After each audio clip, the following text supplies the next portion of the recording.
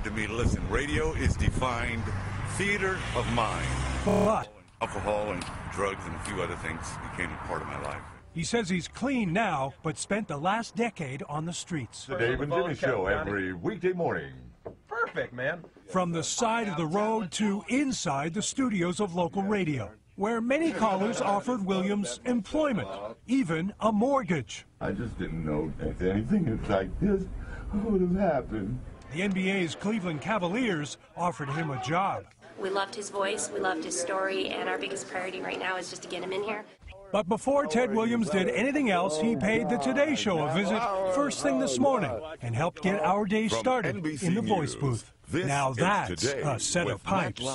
For today, Kevin Tibbles, NBC News. Live from Studio 1A in Rockefeller Plaza.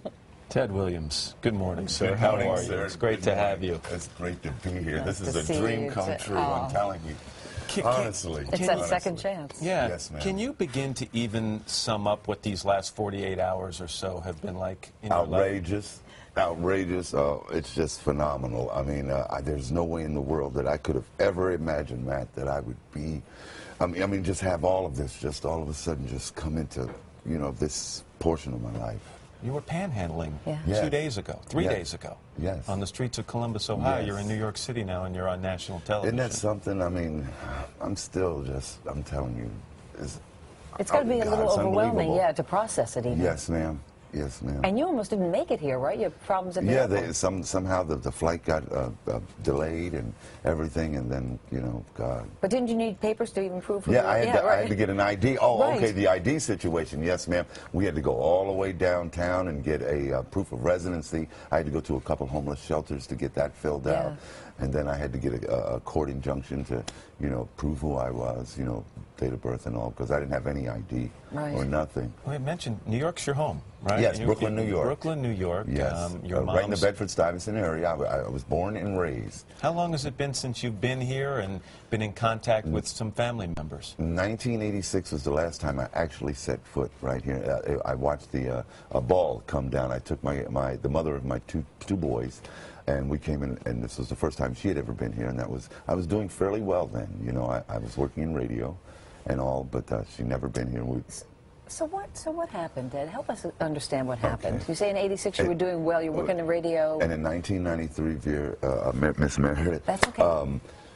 Drugs and alcohol. I started snorting cocaine, and then I started smoking it, the crack and all of that, and then drinking. Alcohol has always been a part of my life because my parents used to travel down to St. Thomas, so I did have an alcohol problem at an early, but I was a functional alcoholic at that point, I thought, you know. But how bad did it get? Yeah. Pretty bad. I was drinking like a fifth a day. But I was working. You know, I was doing well. I was really doing well. At least I thought, you know. But was it the drugs then that took you down? Yes, ma'am. Yeah. Yes, ma'am. When did you lose your home? I mean, when did you end up on '93. That's when the pits, you know, my life just went to the pits. I was at the homeless shelters in Columbus. And then I was I was introduced to the, you know, program of recovery. You know, I noticed something in that video that we've all now seen so many times that was on the internet, and when the reporter for the Columbus Dispatch comes up to you and he starts asking you about your voice, despite your hard times, there is this civility to you, Ted. There is this kindness. There is this grace about you. Thank you, sir. God bless you. Where does that come from? My mom has raised me that way, you know, to always be polite. Treat people as you would want them to treat you, you know. Do unto others as you would want them to do unto you. And that's the golden rule, as she always put it. And you've mentioned your mom repeatedly in the past couple days. I love my mom, and I here comes maybe some tears, but how I always used to pray to God, I'm telling you, religiously, say, Lord, please let my mom live to, you know, see another year. Maybe this will be a year that somebody would, you know, say, hey, man, do you want a job or anything? And I always used to say, God, you never seen fit to take my voice, in spite of all the flames and everything that went down my throat. You know, the voice still maintained some type of resonance, you know, and so when I got out there with the sign, it gave me a chance to you know, the public passing, good morning, thank you, you know, and people would roll their windows down.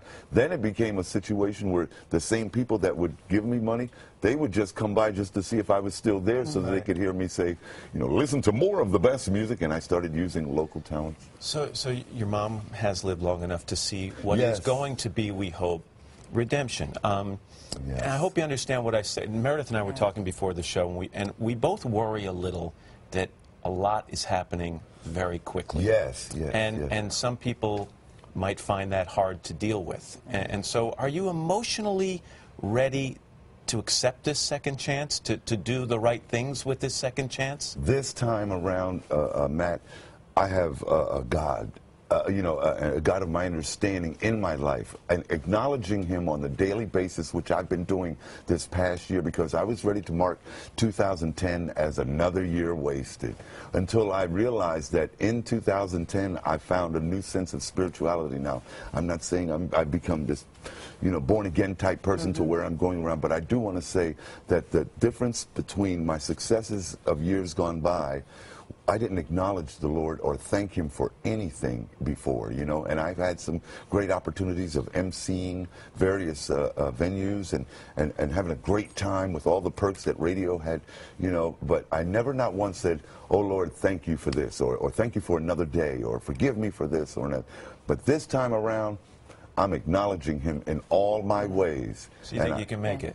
Yes, sir. You know, I think we'd be remiss if we didn't ask you about reports that beyond the drugs and the alcohol, there were run-ins with the law. Yes. Can you tell us about that? We heard about robbery and forgery. And Yes. Well, the robberies and all have been broken down and anything. I've never stuck any, no violent crimes at all. It was all thefts and fraud type things, and that was just to afford the drug habits and so forth. But I ended up...